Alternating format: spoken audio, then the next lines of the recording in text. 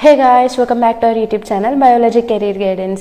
So ఈ వీడియోలో మనం CSIR net రిలేటెడ్గా సెల్యులార్ ఆర్గనైజేషన్ అంటే యూనిట్ నెంబర్ 2లో సెల్ బయాలజీ అంటాం కదా, cellular organization or cell biology కోసం ఏ టాపిక్స్ చదవాలి, ఏ టాపిక్స్కి ఎక్కువ వెయిటేజ్ ఉంది, ఎక్కడి నుంచి క్వశ్చన్స్ ఎక్కువగా వస్తున్నాయి ఫ్రీక్వెంట్గా, తర్వాత దాని రిలేటెడ్ వెయిటేజ్ ఎంత ఉంది, తర్వాత దానిలో ఇన్వాల్వ్ అయ్యే టెక్నిక్స్. సో ప్రతి యూనిట్లో కొన్ని టెక్నిక్స్ ఉంటాయన్నమాట. ఆ టెక్నిక్స్ నుంచి ఖచ్చితంగా ఒక క్వశ్చన్ పార్ట్ బిలో కానీ పార్ట్ సిలో కూడా వస్తాయి ఒక్కొక్కసారి.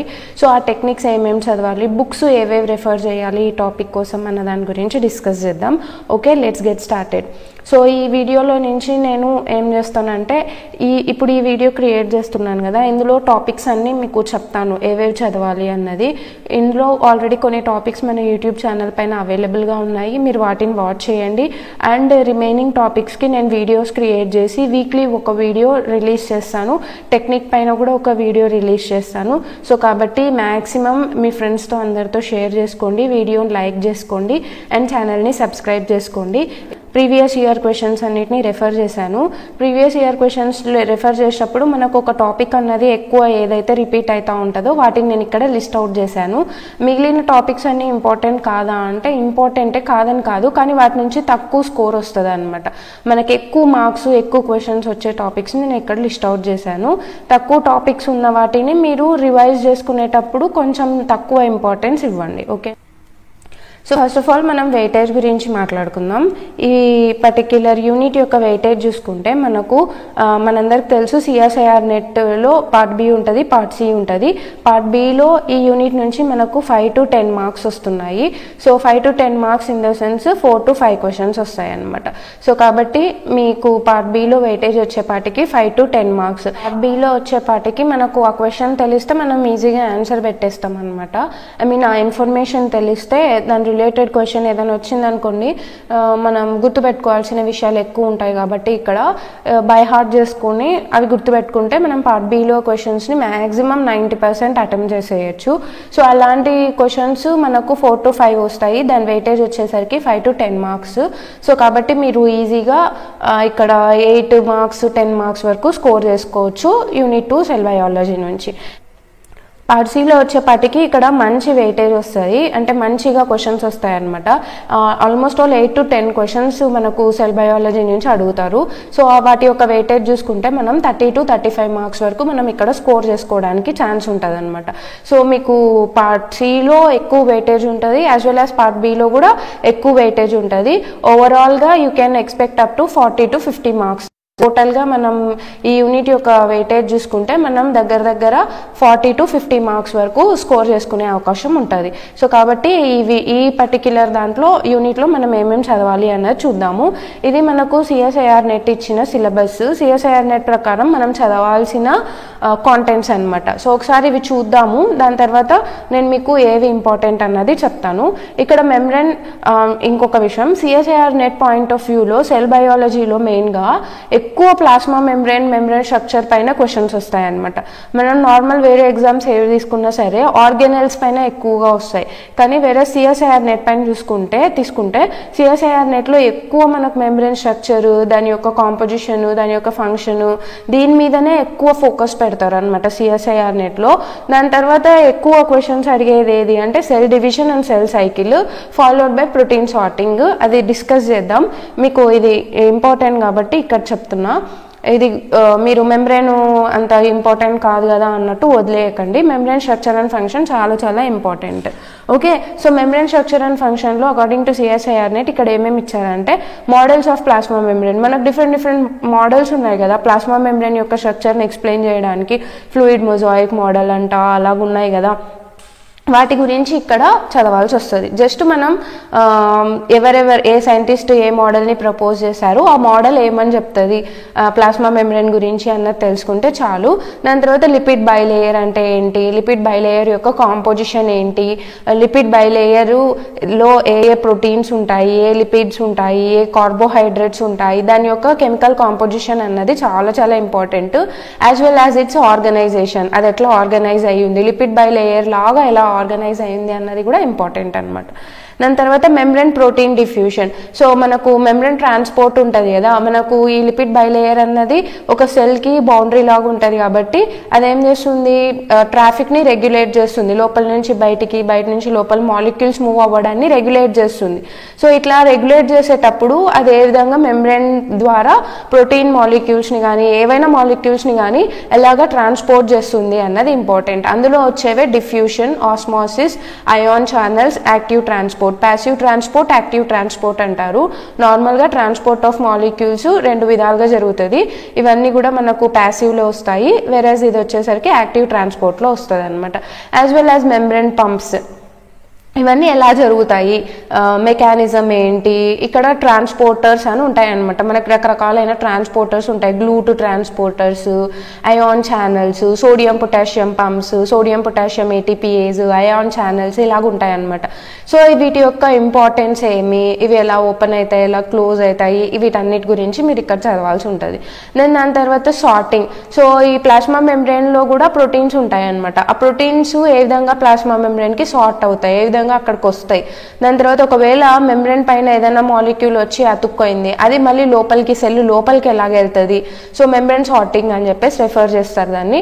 ఆ మెంబ్రేన్ సార్టింగ్ లైక్ మనము పినోసైటోసిస్, ఫాగోసైటోసిస్ జరుగుతాయి కదా, అవి ఎలా జరుగుతాయి, వాటిని ఎలా రెగ్యులేట్ చేయాలి అన్నది కూడా ఇంపార్టెంట్ అనమాట. ఈ మనకు పొటాషియం పంప్స్, సోడియం పంప్స్ ఏవైనా సరే మనకు ట్రాన్స్పోర్ట్ మాలిక్యూల్స్ ఉంటాయి కదా, అవి ఏ విధంగా రెగ్యులేట్ అవుతాయి, ఎవరు రెగ్యులేట్ చేస్తారు వాళ్ళని. సో ఆ మెంబ్రేన్ పైన బౌండ్ అయిన స్ట్రక్చర్స్ వల్ల కొన్ని రకాలైన డిసీజెస్ వస్తాయి, అవి కూడా చాలా చాలా ఇంపార్టెంట్ అనమాట. అండ్ మెంబ్రేన్ యొక్క ఎలక్ట్రికల్ ప్రాపర్టీస్, మెంబ్రేన్ పైన ఏం ఛార్జ్ ఉంటుంది, బయట ఏం ఛార్జ్ ఉంటుంది, లోపల ఏం ఛార్జ్ ఉంటుంది, ఎందుకు ఆ ఛార్జ్ ఉంటుంది, ఏ అయాన్స్ ప్రెసెంట్ అయి ఉండడం వల్ల ఆ ఛార్జ్ ఉంటుంది అన్నదంతా మీరు ఇక్కడ చదవాల్సి ఉంటుంది. ఓకే, దాని తర్వాత ఇక్కడ ఇంట్రా సెల్యులర్ ఆర్గానెల్స్. మనం యూకారియోటిక్ సెల్ తీసుకున్నాం అనుకోండి, యూకారియోటిక్ సెల్లో డిఫరెంట్ సెల్ ఆర్గానెల్స్ ఉంటాయి కదా. సో ఆ డిఫరెంట్ సెల్ ఆర్గానెల్స్ గురించి ఇన్ డీటెయిల్గా ఏం అవసరం లేదు, జస్ట్ వాటి గురించి ఐడియా పెట్టుకుంటే చాలు. మీరు అంత ఇన్ డెప్త్గా చదవాల్సిన అవసరం లేదు, ఒక యావరేజ్గా చదువుకున్నా కూడా సరిపోతుంది అనమాట. ఎందుకంటే ఇంట్రాసెల్యులర్ ఆర్గానెల్స్ పైన ఇన్ డెప్త్గా ఇప్పటివరకు అయితే సిఎస్ఐఆర్ నెట్లో అంతగా క్వశ్చన్స్ నేనైతే చూడలేదు. ఓకే, మీరు మెయిన్గా ఫోకస్ చేయాల్సింది నేను తర్వాత చెప్తా వేటి మీద ఫోకస్ చేయాలి అన్నది. ఇక్కడ మీకు సిలబస్లో ఏమి ఇచ్చారంటే సెల్ వాల్. సో మనము నార్మల్గా యూకారియోటిక్ సెల్ తీసుకున్నాం అనుకోండి, యానిమల్స్ తీసుకుంటే దానికైతే సెల్ వాల్ ఉండదు, కానీ ప్లాంట్స్ తీసుకుంటే ప్లాంట్స్కి సెల్ వాల్ ఉంటుంది కదా. సో ఆ ప్లాంట్ యొక్క సెల్ వాల్ కాంపోజిషన్, సెల్యులోజ్, ఎమిసెల్యులోజ్, పెక్టిన్స్, లిగనిన్స్, వీటి గురించి అంతా చదవాల్సి ఉంటుంది. దాని తర్వాత న్యూక్లియస్. యూకారియోటిక్ సెల్ యొక్క main important component nucleus and nuclear membrane. దాని లోపల ఏముంటాయి, ఏం ప్రోటీన్స్ ఉంటాయి, న్యూక్లియర్ మెంబ్రేన్ ఎలా ఫామ్ అవుతుంది, వీటి గురించి అంతా చదవాల్సి ఉంటుంది. దాని తర్వాత మైటోకాండ్రియా యొక్క స్ట్రక్చర్, ఎలక్ట్రాన్ ట్రాన్స్పోర్ట్ చైన్, ఇవన్నీ మనం బయోకెమిస్ట్రీలో చదువుతాము. మీరు ఇక్కడ కవర్ చేసుకోగలిగితే ఒకటేసారి చేసుకుంటారేమో చేసుకోండి, అది మీ ఇష్టం. సో మైటోకాండ్రియా గురించి ఇక్కడ చదవాలంటే మైటోకాండ్రియా, దాని యొక్క స్ట్రక్చరు, దానిలో ఏం ప్రోటీన్స్ ఉంటాయి, మరి మైటోకాండ్రియా ఒక ఆటోనమస్ ఆర్గానెల్ కదా, అంటే దాని డిఎన్ఏ దాంతోనే ఉంటుంది కదా. సో దాని యొక్క మైటోకాండ్రియల్ డిఎన్ఏ, దానిపైన ఏం జీన్స్ ఉన్నాయి, వాటి గురించి కూడా చదవాల్సి ఉంటుంది. దాని తర్వాత గాల్జీ బాడీస్, లైజోజోమ్స్, ఎండోప్లాస్మిక్ రెటిక్యులంలో టైప్స్ ఉంటాయి, స్మూత్, రఫ్, వాటి గురించి. తర్వాత పెరాక్సిజోమ్స్, ప్లాస్టిడ్స్. సో ప్లాంట్ సెల్స్లో చూసుకుంటే మనకు క్లోరోప్లాస్ట్ ఉంటాయి, ప్లాస్టిడ్స్ డిఫరెంట్ టైప్స్ ఉంటాయి. సో ఆ ప్లాస్టిడ్స్ గురించి చదవాల్సి ఉంటుంది. దాని తర్వాత వ్యాక్యూల్స్ అన్నవి గ్యాషియస్ వ్యాక్యూల్స్, డిఫరెంట్ వ్యాక్యూల్స్ ఉంటాయి, వాటి గురించి చూడాల్సి ఉంటుంది. సో ఇక్కడ ప్లాస్టిడ్స్లో ఒక టైపు క్లోరోప్లాస్ట్ గురించి కూడా చదవాల్సి ఉంటుంది. అండ్ సైటోస్కెల్టన్లో మనకు డిఫరెంట్ ప్రోటీన్ మాలిక్యూల్స్ అన్నవి మన స్ట్రక్చర్ని మెయింటైన్ చేయడానికి హెల్ప్ చేస్తూ ఉంటాయి, మైక్రోట్యూబ్యూల్స్, మైక్రోఫిలమెంట్స్ ఇలాగా. సో వాటన్నిటి గురించి చదవాల్సి ఉంటుంది. అండ్ ఇది సెల్ యొక్క మొటిలిటీని ఎట్లా ఎఫెక్ట్ చేస్తుంది అన్న దాని గురించి కూడా మీరు ఇక్కడ చదువుకోవాల్సి ఉంటుంది. ఓకే, దాని తర్వాత జీన్స్, క్రోమోజోమ్స్ ఎలాగ ఆర్గనైజ్ అయి ఉన్నాయి బోత్ ప్రొకారియోట్స్లో యాజ్ వెల్ యాజ్ యూకారియోట్స్లో. మనం ప్రొకారియోట్స్ చూసామనుకోండి, మనకు ఒపెరాన్ అన్నది ప్రెజెంట్ అయి ఉంటుంది.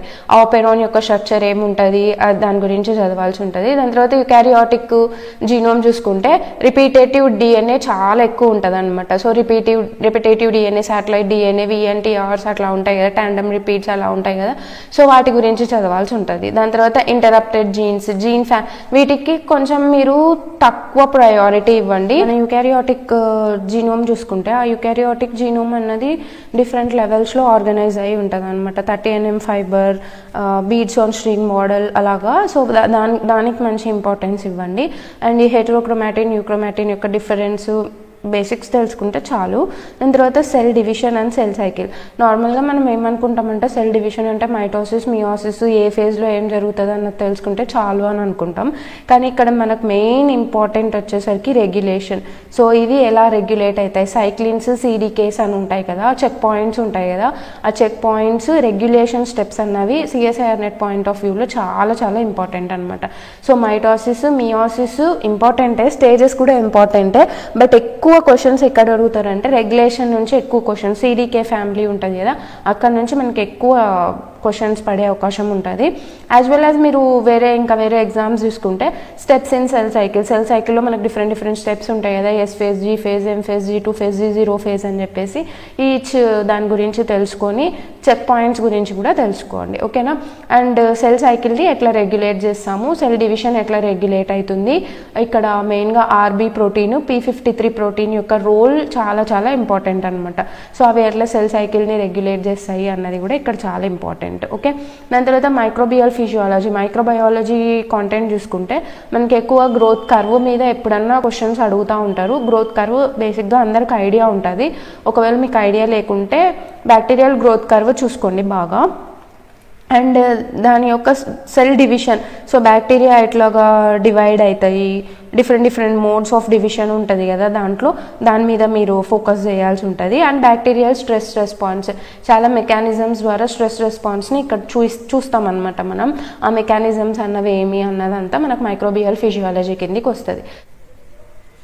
సో దాని తర్వాత మనం ఇక్కడ ఇంపార్టెంట్ కాన్సెప్ట్స్ అంటే మీరు పక్కాగా చదవాల్సిన టాపిక్స్ అనమాట. అంటే స్కిప్ చేయకోకుండా, ఇక్కడ నేను చెప్పాను కదా కొన్ని వాటిని స్కిప్ చేయొచ్చు అని చెప్పేసి, ఇక్కడ స్కిప్ చేయనటువంటి టాపిక్స్ అంటే ఏ టాపిక్స్ని మీరు ఎట్టి పరిస్థితిలో సెల్ బయాలజీ చదవాలంటే ఈ టాపిక్స్ని మాత్రం ఖచ్చితంగా కవర్ చేయాల్సిందే. ఓకే. ఏమా టాపిక్స్ అంటే నేను ఇందాకే చెప్పా ప్లాస్మా మెంబ్రేన్. సో మనం ఎక్కువ ఇంపార్టెన్స్ ఇక్కడ ప్లాస్మా మెంబ్రేన్కే ఇవ్వాలి. ప్లాస్మా మెంబ్రేన్లో కూడా మీరు ఏం చదవాలంటే డీటెయిల్గా చెప్తున్నా. కాంపోజిషన్, దాని తర్వాత ఫాస్ఫోలిపిడ్స్. సో మనం ప్లాస్మా మెంబ్రేన్ చూసుకున్నాం అనుకోండి, ప్లాస్మా మెంబ్రేన్ కాంపోజిషన్ గురించి చూసుకోవాల్సి ఉంటుంది, ఏమేమి ఉంటాయి ప్లాస్మా మెంబ్రేన్లో అని చెప్పేసి. దాని తర్వాత ప్లాస్మా మెంబ్రేన్ అన్నది లిపిడ్తో మేడప్ అయి ఉంటుంది మోస్ట్లీ. ఆ లిపిడ్లో ఎక్కువ ఉండే లిపిడ్స్ ఎవరు అంటే ఫాస్ఫోలిపిడ్స్. ఈ ఫాస్ఫోలిపిడ్స్ డిఫరెంట్ టైప్స్ ఉంటాయన్నమాట. సో వాటి గురించి మీరు చదవాల్సి ఉంటుంది. దాని తర్వాత దానిలో ప్రోటీన్స్ ఉంటాయి. ప్లాస్మా మెంబ్రేన్ యొక్క స్ట్రక్చర్లో ప్రోటీన్స్ ఉంటాయి. కొన్ని ప్రోటీన్స్ మెంబ్రేన్ బౌండ్ అయిపోయి ఉంటాయి, కొన్ని ప్రోటీన్స్ మెంబ్రేన్లో ఎంబెడ్ అయిపోయి ఉంటాయి అన్నమాట. ఆ ప్రోటీన్స్ గురించి కూడా మీరు చదువుకోవాల్సి ఉంటుంది. సో ప్లాస్మా మెంబ్రేన్ యొక్క బేసిక్ స్ట్రక్చరు, దాని యొక్క కాంపోజిషను, దానిలో ఉన్న డిఫరెంట్ టైప్స్ ఆఫ్ ఫాస్ఫోలిపిడ్స్ గురించి ఆల్రెడీ మన ఛానల్లో అవైలబుల్గా ఉంది. వీడియో అంతా నేను చాలా నీట్గా ఇన్ డీటెయిల్గా ఎక్స్ప్లెయిన్ చేశాను. మీకు కావాలంటే ఆ వీడియోని రెఫర్ చేసుకోండి. దాని తర్వాత మెంబ్రేన్ ట్రాన్స్పోర్ట్. సో నేను ఇందాకే చెప్పాను మెంబ్రేన్ ట్రాన్స్పోర్ట్ అన్న 2 types, active transport, passive transport. వాటన్నిటి గురించి చదవాలి. వాటి రెగ్యులేషన్ చాలా చాలా ఇంపార్టెంట్. దాని తర్వాత protein targeting and sorting. So మనకు మెయిన్గా ప్రోటీన్స్ అన్నవి ఈఆర్లో సింథసైజ్ అవుతాయి కదా, endoplasmic reticulum, rough endoplasmic reticulum to be more specific. So ఆర్ఈఆర్లో సింథసైజ్ అవుతాయి కదా, రఫ్ ఎండోప్లాస్మిక్ రెటిక్యులంలో సింథసైజ్ అయిపోయి అవి వేరే లొకేషన్స్కి ఎలా వెళ్తాయి, లైక్ గాల్జీకి ఎలా వెళ్తాయి, తర్వాత ప్లాస్మా మెంబ్రేన్కి ఎలా వెళ్తాయి, లైజోజోమ్స్కి ఎలా వెళ్తాయి, డిఫరెంట్ మెంబ్రేన్స్కి ఎలా వెళ్తాయి, క్లోరోప్లాస్ట్, మైటోకాండ్రియా ఏ విధంగా అక్కడికి రీచ్ అవుతాయి అవి అన్నది ఇక్కడ మనం ప్రోటీన్ టార్గెటింగ్ అండ్ సార్టింగ్లో చదువుతాం అనమాట. ఇక్కడ 2 మెకానిజమ్స్ ఉంటాయి మెయిన్గా, co translational translocation, post translational translocation అని చెప్పేసి. సో వాటి ద్వారా మీరు వాటన్నిటి మీద మీరు ఐడియా తెచ్చుకోవాల్సి ఉంటుంది అనమాట. సో సెక్రెటరీ వెసికల్ పాత్వే ఉంటుంది, non secretary signal based pathway ఉంటుంది. వాటన్నిటి గురించి మీరు ఇక్కడ స్టడీ చేయాల్సి ఉంటుంది. దాని తర్వాత సెల్ సైకిల్ అండ్ సెల్ డివిజన్కి వచ్చేపాటికి సెల్ సైకిల్ చెక్ పాయింట్స్ చాలా చాలా ఇంపార్టెంట్. అండ్ ఇక్కడ ఇంకొకటి ఇంపార్టెంట్ అయిన విషయం ఏమంటే cancer along with P53 and RB protein role. ఇవి మీరు పక్కాగా కవర్ చేయాల్సిన టాపిక్స్ సెల్ సైకిల్ అండ్ రెగ్యులేషన్లో. ఇందాకే చెప్పాను నేను సైటోస్కెలిటన్ చూసుకుంటే మీరు ఏమేమి చదవాల్సి ఉంటుంది అంటే మైక్రోట్యూబ్యూల్స్ గురించి, సీలియా గురించి, సెంట్రియోల్స్ గురించి, దాని తర్వాత actin, myosin and intermediary filaments గురించి చదవాల్సి ఉంటుంది. మీరు సైటోస్కెల్టన్లో ఏమేమి చదవాలన్న డౌట్ వస్తుందని చెప్పి నేను ఇక్కడ రాసా. Microtubules, cilia, centrioles, actin, myosin, intermediary filaments అవి ఎలా ఫామ్ అవుతాయి, వాటి యొక్క కాంపోజిషన్ ఏమి, వాటిని ఎట్లా రెగ్యులేట్ చేస్తారు, ఏ ఫేజ్లో సింథసైజ్ అవుతాయి, ఇవన్నీ కూడా ఇంపార్టెంట్. దాని తర్వాత సెల్ జంక్షన్స్. సో సెల్ జంక్షన్స్లో మనము డిఫరెంట్ సెల్ జంక్షన్స్ చూస్తూ ఉంటాం కదా. సో ఆ cell junctions, tight junctions, plasmodesmata ప్లాంట్స్లో చూసుకుంటే ఉంటాయి కదా, అవన్నీ ఎలా ఫామ్ అవుతాయి, ఎట్లా రెగ్యులేట్ అవుతుంది అన్నదంతా మనం ఇక్కడ చదువుకోవాల్సి ఉంటుంది, సెల్ జంక్షన్స్లో చదువుకోవాల్సి ఉంటుంది. ఓకే, దాని తర్వాత మైక్రోబయాలజీ పార్ట్. ఇందాకే చెప్పా కదా, bacterial growth curve as well as వాటి యొక్క సెన్సరీ మెకానిజమ్స్ ఉంటాయి కదా, ఏ విధంగా ఎన్విరాన్మెంట్ని సెన్స్ చేస్తాయి అన్నది. యాజ్ వెల్ యాజ్ దీంట్లో ఇంకొక ఇంపార్టెంట్ టాపిక్ ఏమి అంటే గ్రామ్ స్టైనింగ్. అప్పుడప్పుడు గ్రామ్ స్టైనింగ్ ప్రొసీజర్స్ అడుగుతారు సిఎస్ఐఆర్ నెట్లో. ఏపీ సెట్లో ఫ్రీక్వెంట్గా గ్రామ్ స్టైనింగ్ గురించి క్వశ్చన్ ఉంటుంది అనమాట. So gram staining basic concept కాబట్టి దాని గురించి కూడా మీరు చదువుకోండి. యాజ్ వెల్ యాజ్ అన్ని సెల్ ఆర్గానెల్స్ పైన ఒక బేసిక్ ఐడియా పెట్టుకోండి. నెంబర్ ఆఫ్ క్వశ్చన్స్ రావడం కిందికి తగ్గుకుంటూ వెళ్తుంది. ఎక్కువ నెంబర్ ఆఫ్ క్వశ్చన్స్ మనకు plasma membrane transport, protein targeting and sorting నుంచి వస్తుంది. వీటిని మాత్రం మీరు పక్కాగా చదవాలి, అస్సలు స్కిప్ చేయకండి. ఓకేనా. సో మనకు ఏమేమి టెక్నిక్స్ ఉన్నాయి సెల్ బయాలజీలో అంటే, సో మనకు సెల్ బయాలజీలో చూసుకుంటే డిఫరెంట్ టెక్నిక్స్ని కూడా మనం చదవాల్సి ఉంటుంది అనమాట మన స్టడీ పార్ట్లో. అవి ఏమేమంటే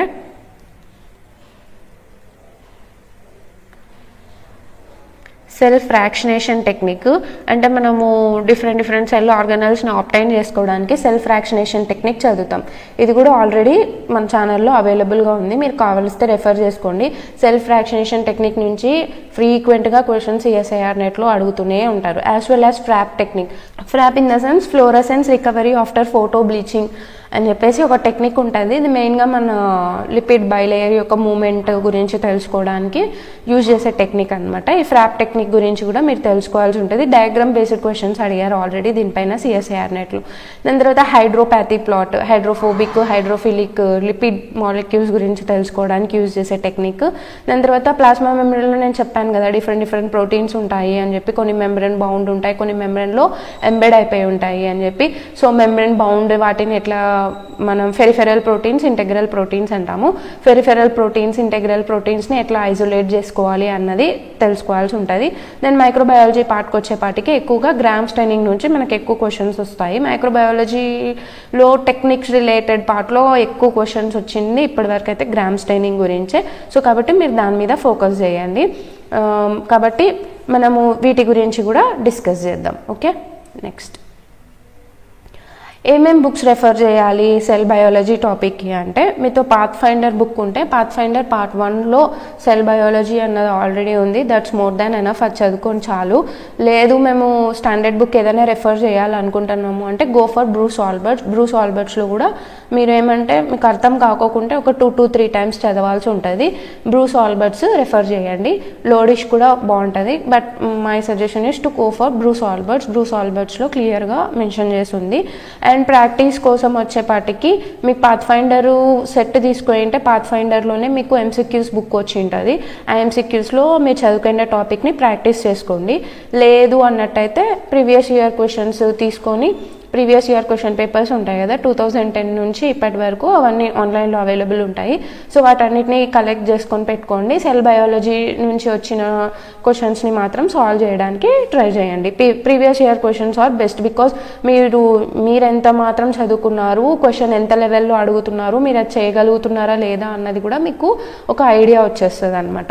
ఆర్ మీరు CSIR net previous year questions, AP set previous year questions, DBT JRF, ICMR JRF, ఇలా సెల్ బయాలజీ రిలేటెడ్ ఎక్కడెక్కడ ఉంటుందో ఎగ్జామ్లో అవన్నీ తీసుకొని ప్రాక్టీస్ చేసినా కూడా మీకు మ్యాక్సిమం ప్రాక్టీస్ అన్నది జరిగిపోతుంది అనమాట. దాని తర్వాత మీరు యూట్యూబ్ వీడియోస్ కూడా రెఫర్ చేయొచ్చు. లైక్ మీకు ఏదైనా టాపిక్ మనం ఎక్కువ బుక్లో చదివామనుకోండి, నా వరకు నేనేమంటే నేను బుక్లో చదివాను అనుకోండి, నాకు అంత త్వరగా అర్థం అవ్వదు అనమాట. నేను మరీ ఇంకొకసారి చదవాల్సి ఉంటుంది. 1 to 2 రీడింగ్స్ ఇస్తే తప్ప నాకు అంత త్వరగా అర్థం అవ్వదు. కొద్దిమందికి ఒకసారి చదివితేనే అర్థమవుతుంది, ఇంకా కొద్దిమందికి 2 times చదివినా కూడా అర్థం కాదు, అంత డెప్త్లో మనం దాన్ని అనలైజ్ చేయలేం.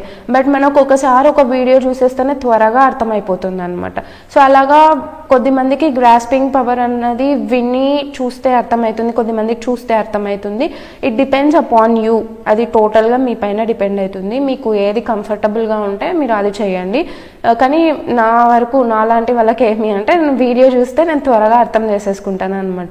సో అలాగా మీకు ఏదైనా టాపిక్ అర్థం అవ్వకోకుంటే మరీ టైం వేస్ట్ అక్కడ చేసే బదులు ఒకసారి యూట్యూబ్లో సెర్చ్ చేయండి, ఏదైనా వీడియో దొరికింది అనుకోండి మీరు చూసేస్తే మీకు త్వరగా అర్థమైపోతుంది. నేను కూడా మోస్ట్ ఆఫ్ ది టాపిక్స్ మీద వీడియోస్ క్రియేట్ చేస్తాను ఇప్పటి నుంచి. ఆల్రెడీ కొన్ని టాపిక్స్ మీద మన ఛానల్లో వీడియోస్ అన్నవి సెల్ బయాలజీ పైన ఆల్రెడీ అవైలబుల్ ఉన్నాయి. మీకు కావాలొస్తే మీరు రెఫర్ చేయండి, నేను ప్లేలిస్ట్ కూడా మీకు డిస్క్రిప్షన్ బాక్స్లో ఇస్తాను. Okay, this is the video guys. నేను ఈ వీడియో చేయడానికి ముఖ్య ఉద్దేశం ఏమి అంటే సెల్ బయాలజీలో మనం చాలా కన్ఫ్యూజ్ అవుతాం అనమాట. బుక్లో ఏమో చాలా వ్యాస్ట్ సిలబస్ ఉంటుంది, అన్నిటినీ చదవాలా, దేనికి ఇంపార్టెన్స్ ఇవ్వాలి అన్నది చాలా టైము మన ప్రిపరేషన్ టైంలో అర్థం అవ్వదు. సో నేను కూడా అలా కన్ఫ్యూజ్ అయ్యాను. ఆ కన్ఫ్యూజన్ని దూరం చేయడానికి నేను ఈ వీడియో క్రియేట్ చేశాను. మోస్ట్ ఇంపార్టెంట్ టాపిక్స్ని మాత్రం వదలకండి, అవి బాగా రివైజ్ చేసుకోండి, మంచిగా కాన్సెప్ట్ని గెయిన్ చేసుకోండి. ఓకేనా? I hope you like this video and this video is helpful for you guys. Please like the channel, subscribe, share and comment. Me comments, me views, me comments, A topic పైన త్వరగా video చేయాలి అన్నది కూడా మీరు నాకు comment చేయండి. నేను త్వరగా మీకు వీడియోస్ అప్లోడ్ చేస్తాను. ఓకేనా? Until next video, take care, bye bye.